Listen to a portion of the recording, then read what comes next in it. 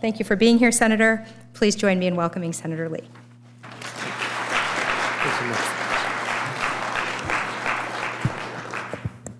Thanks for that kind introduction, Naomi. I still remember a time a couple of years ago when you were testifying in front of one of my committees on the subject of administrative law. And, you know, when someone comes to testify before a committee, usually they'll submit written remarks in addition to their oral remarks. As I was reading her written remarks, I just found myself just smiling. I was really excited while I was reading it. My staff thought something must be terribly wrong. Because, you know, normally the written remarks submitted by a witness in advance of a committee hearing aren't that interesting, but hers were. So if you ever want to look them up, I'm sure we can track them down for you. It's a pleasure to be here with the Center for the Study of the Administrative State, and I thank you for putting that together. Thanks to all of you for being here today, for showing that there are people who are interested in this topic. I always appreciate the opportunity to talk about federalism and about separation of powers. And right along with that goes the administrative state. In fact, I think the administrative state and understanding it is at the heart of understanding how we've drifted from our most fundamental structural protections in the Constitution.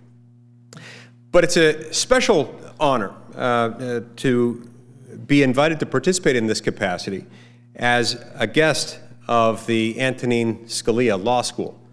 What a fantastic name for this institution. And it's fitting that an institution bearing the name of the great Antonin Scalia would host this particular event. Throughout his legal career, of course, Justice Scalia was an avid student of the regulatory state. He understood it perhaps better than anyone else alive throughout his lifetime. He even left a lucrative career at a law firm to teach administrative law for a few years at the University of Virginia. But he understood that not everyone necessarily shared his passion for this topic. In 1989, Justice Scalia delivered a commencement address, or maybe it was just a lecture, but it was at Duke Law School, in which he began his speech with a warning. And the warning said as follows, quote, "Administrative law is not for sissies, so you should lean back, clutch the sides of your chairs, and steel yourselves for a pretty dull lecture."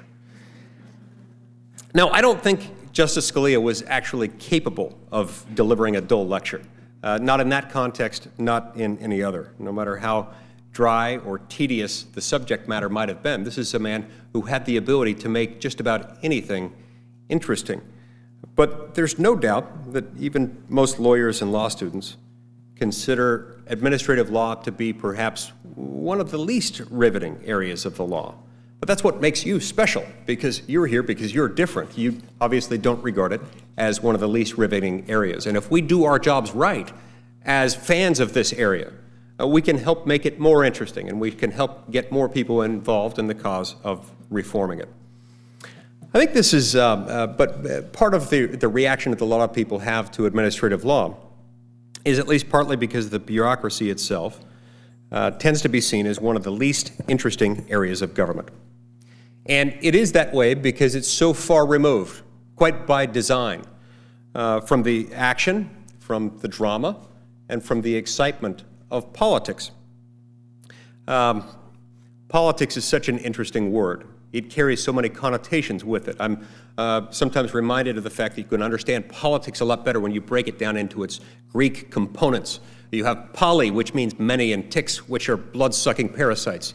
And you put them together and you get the idea. But people associate politics with bad things. And so the creation of the modern administrative state had behind it a force that was in some ways understandable, a force that said, let's separate it from politics, meaning from the blood-sucking parasites. But perhaps not entirely anticipating that when you separate it from politics, you're also separating it from the people. Members of Congress work in the awe-inspiring and iconic Capitol building, which is just a few hundred yards away from where we are today. The President lives and works in the White House, which may well be the world's single greatest symbol of power and of prestige. But executive branch bureaucrats, by contrast, work in places like the HHS quarters or the Labor Department headquarters. These are sort of nondescript, almost Soviet-style structures that look more like nuclear vaults than they do government buildings. They certainly don't look like the kind of vaunted structures that we see around us up on Capitol Hill. But of course, the bureaucracy's reputation for irrelevance has never been deserved, and especially not today. Just look at how the administrative state is itself revolting against the results of last year's election. Set aside for a moment your opinions of General Michael Flynn and the allegations about his relationship with Russia. It should profoundly worry everyone what happened with Flynn, specifically exactly how he was run out of Washington. And let's not mince any words here.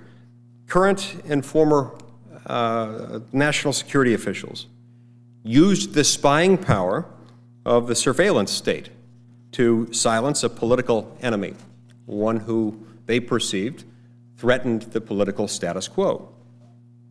This is precisely the type of behavior that one might expect to observe in a banana republic, but certainly not in the greatest republican democracy the world has ever seen. Certainly not in a constitutional republic like ours. Our domestic agencies are proving to be just as eager in their use of their own immense power to try to overturn the results of last year's election. After President Trump nominated Scott Pruitt to head the Environmental Protection Agency, the union representing EPA's 15,000 employees organized a campaign to put pressure on the United States Senate to reject him. One of the things that was interesting in that context was what one of those 15,000 employees told the New York Times. He said, quote, "It seems like Trump and Pruitt want a complete reversal of what the EPA has done, so it's in our interests to do this." Our interests. And what are those interests exactly? Whose interests are those interests exactly? Certainly not the interests of the American people, at least not the interests of the American people as expressed through the elections. No, in this case, our interest refers to the narrow partisan agendas of the numerous unelected bureaucrats who work in this sort of Byzantine labyrinth of rule-writing agencies and departments and bureaus of the modern federal administrative state, which increasingly is a creature of the executive branch, but is increasingly operating as an autonomous and somewhat unaccountable, almost fourth branch of the federal government. And the EPA, of course, is not the only administrative agency going rogue. After the Senate voted to use the Congressional Review Act to repeal a recent regulation issued by the Interior Department, Congressional Review Act, by the way, having been used prior to this moment only once in its 20-year history, the director of the department's Office of Surface Mining Reclamation and Enforcement told Politico, quote, "I believe there's a good chance that a court will overturn Congress's actions here." And on what grounds, I would ask, might a court render such a judgment, according to this official at the Interior Department? Well, according to him, because Congress's action is, quote, "an unaccountable usurpation of the executive branch's powers." The executive branch's powers. The constitutional illiteracy of this statement is nothing short of breathtaking. And it would be funny, too, if not for the fact that it seems to be so prevalent within the structure of our federal government today. So how did this happen? How did we get to this point where we could be so off in the way we view the authorities of each coordinate branch of the federal government? Article 1 states really in no uncertain terms that all legislative powers herein granted shall be vested in a Congress of the United States, which shall consist of a Senate and of a House of Representatives. It is no accident, I believe, that this is found in the very first operative provision of the Constitution. The very first clause of the very first section of the very first article of the Constitution says the legislative powers belong to Congress. The power to legislate means the power to make law. The power to make law means the power to set norms that can be brought to bear, that can be enforced through the overpowering force of the federal government. And for the first 100 years or so of our republic, that is basically how it worked. Congress, of course, made the laws, and the executive branch, as envisioned by the Constitution itself, enforced them. But beginning in the early 20th century, as the so-called progressive theory of government gained traction among university professors and among elites, the strict separation of government powers established in our Constitution began to erode. In fact, it began somewhat deliberately to be undermined.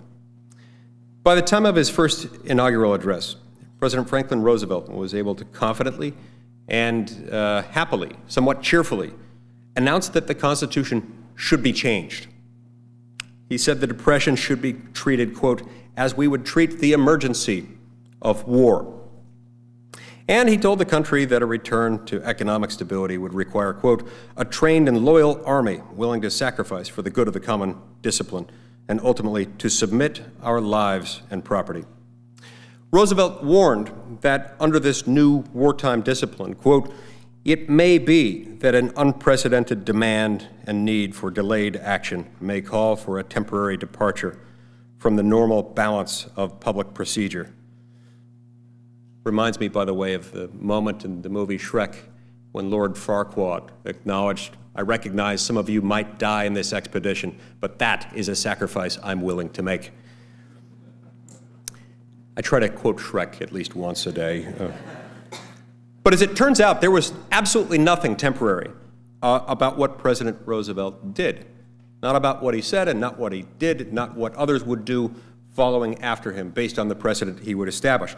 And the United States has been steadily departing from the normal balance of public procedure ever since then. It hasn't stopped. It hasn't even really slowed, and in fact, it's accelerated rather dramatically. It has done so, moreover, under the leadership of both political parties, under Senates and Congresses and White Houses of every conceivable partisan combination.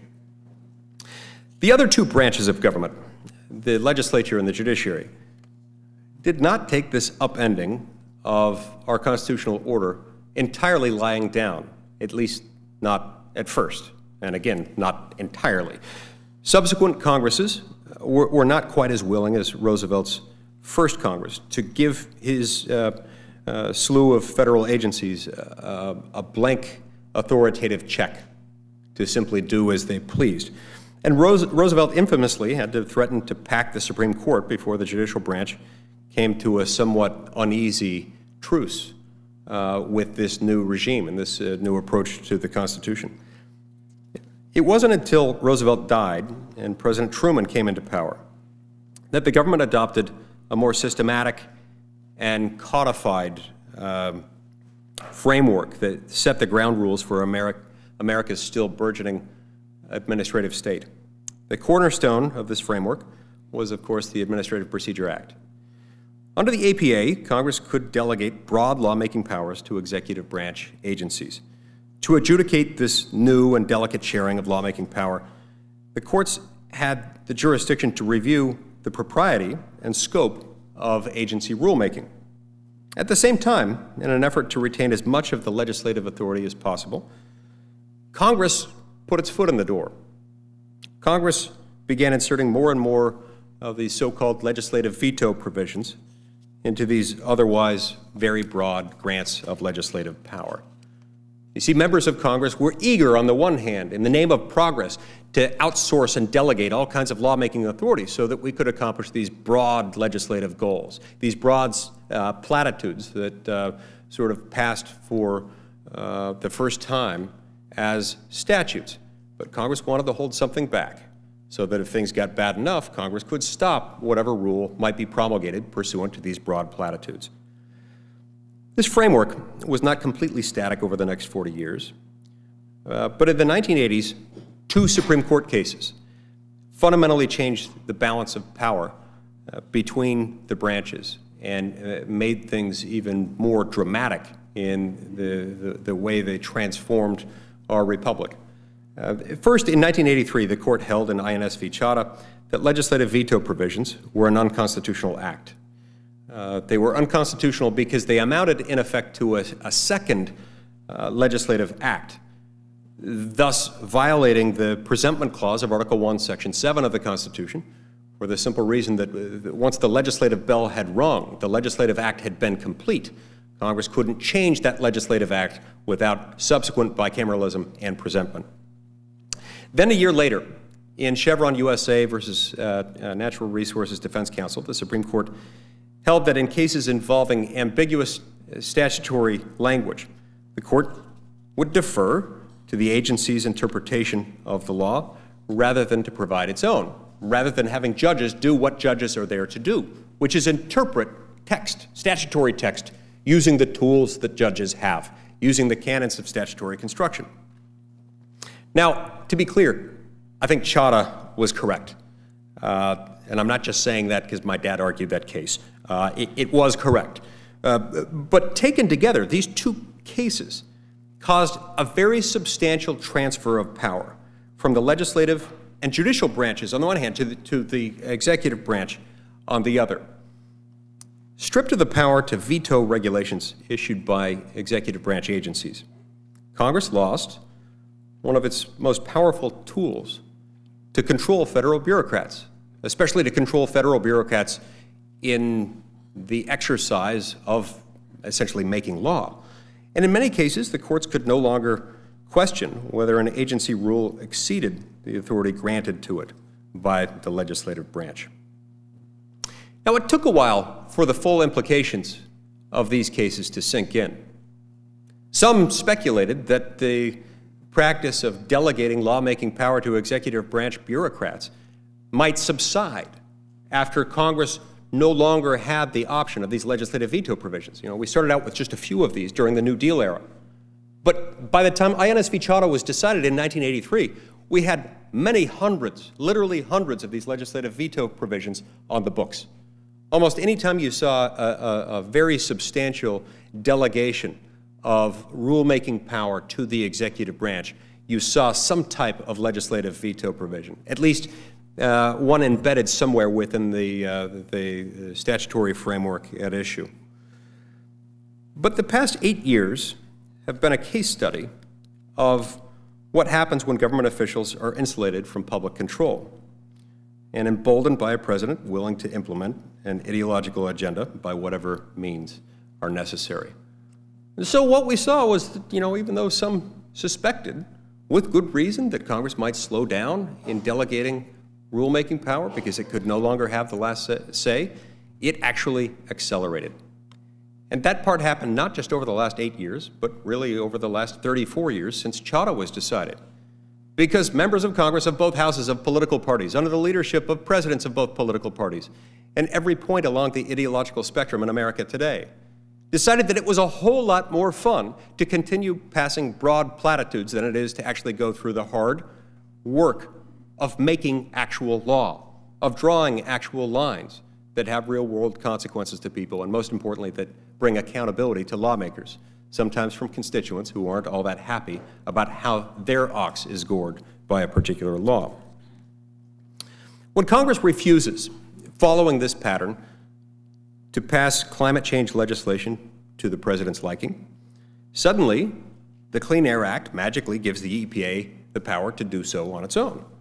When Congress refuses to pass an immigration amnesty bill, suddenly the Immigration and Nationality Act of 1965 gives the Department of Homeland Security the power to grant work permits to illegal immigrants. And when Congress refuses to pass legislation adopting Common Core as the national education curriculum, suddenly the No Child Left Behind Act can be used to coerce states to accomplish the objective. As President Obama loved to say, if Congress doesn't act, I will. And he did, in one policy area after another. But this is not how the Constitution works. In fact, it's not even how the APA is supposed to work.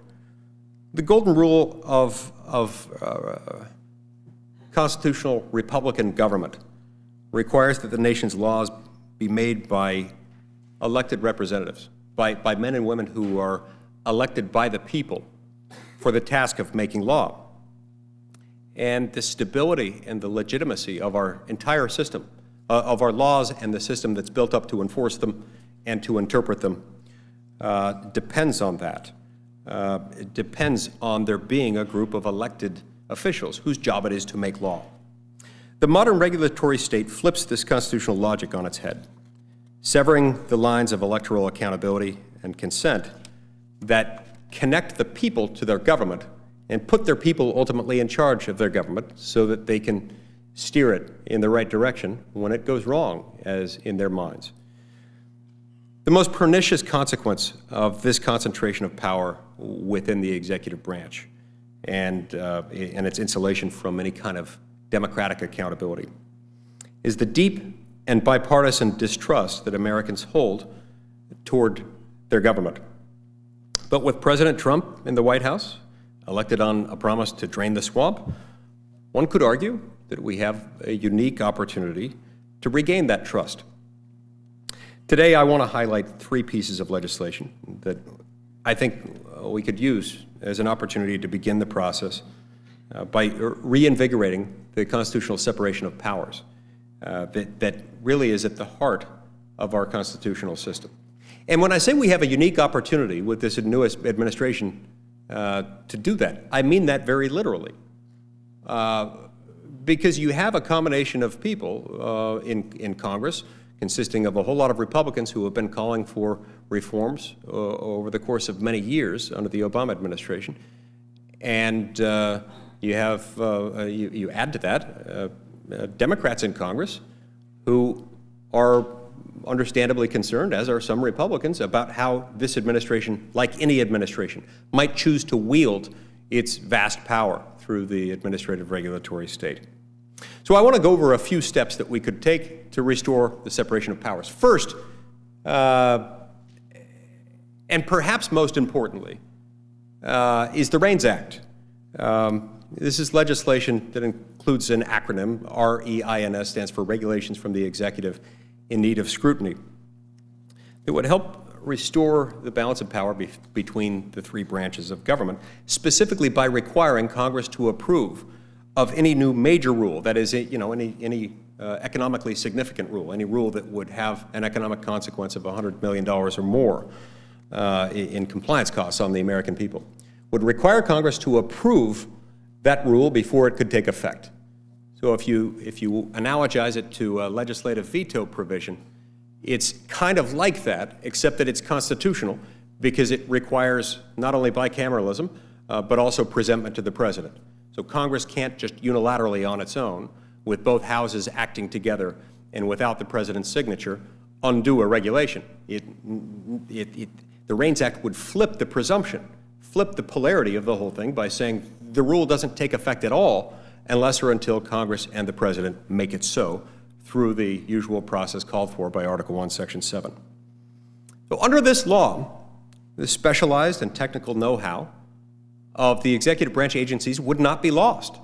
This, by the way, whenever I bring up the REINS Act or bring up the separation of powers problem, is almost always the first argument that comes out. We need the vast expertise of these agencies and those who work in them to help us. Well, that may well be true. I don't dispute that. But this would preserve that, and that isn't an argument against the REINS Act.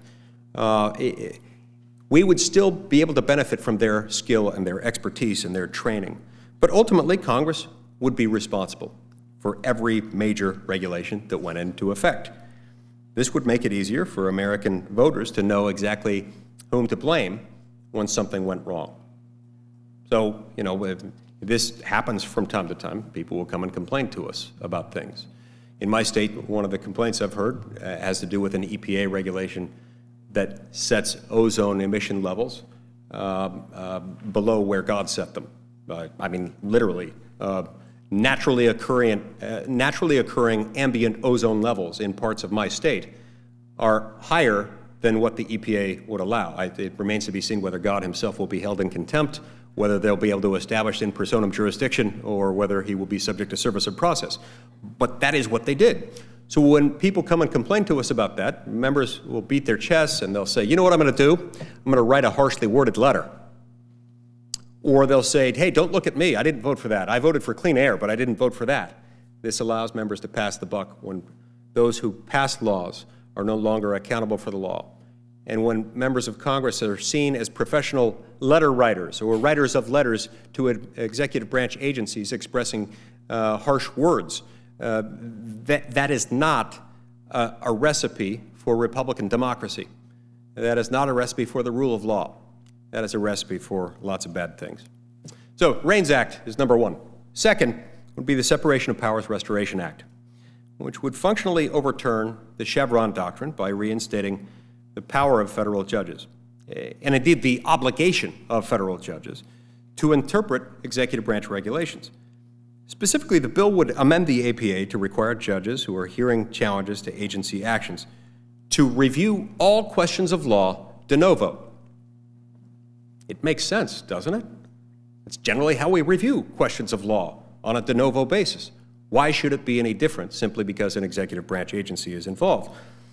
In other words, the Separation of Powers Restoration Act would end the dysfunctional status quo that tilts the legal playing field very strongly in favor of federal bureaucracies.